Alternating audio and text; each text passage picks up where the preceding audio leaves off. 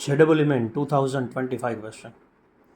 Here, L is the length of light string and small m is the mass of bob. Here, bob is tied at the end of the light string and given horizontal velocity va. Due to this horizontal velocity, here bob just complete the vertical circular motion, and it is given that at D point, the string becomes slack, it means tension becomes 0. Now here, OA point, where O is the center of circle. Here OA is considered as reference point, so OA is considered at 0 degree angle.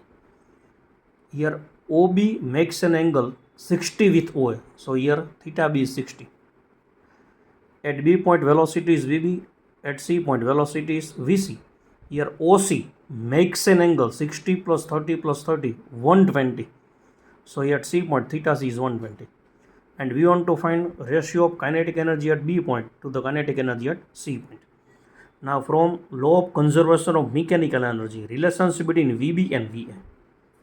VB square is equal to VA square minus 2GL 1 minus cos theta, but theta is here 60. And what is the value of VA?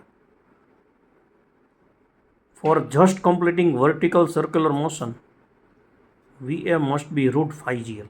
So VA square is phi GL. So phi GL minus 2GL 1 minus 1 by 2, 1 by 2, 2 to cancel. So phi GL minus GL, that is 4GL. Equation number 1.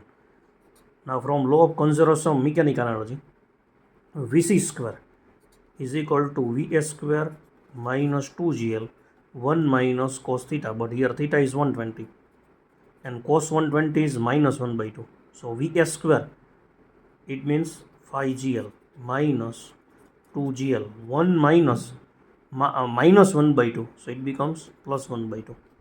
So phi GL 1 plus 1 by 2, 3 by 2. 2 is cancelled. So phi GL minus 3GL, that is 2GL. Equation number 2.